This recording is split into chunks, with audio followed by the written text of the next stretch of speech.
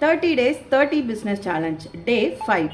இன்னைக்கு நமக்கு எதுவுமே தெரியாது, எந்த ஒரு ட்ரைனிங்குமே நான் எடுக்கல, பட் ஏதாவது பண்ணணும் அப்படின்னு நினைக்கிறவங்களுக்கு இந்த பிஸ்னஸ் கரெக்டாக இருக்கும்.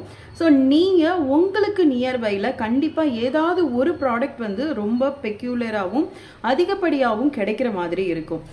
இப்போ ஃபார் எக்ஸாம்பிள் வந்து நம்ம ரூரல் ஏரியாவில் இருக்கிறோம் அப்படின்னா ஒரு குப்பைமேனி அதிகமாக என்னால் ரிசோர்ஸ் பண்ணி எடுக்க முடியும்.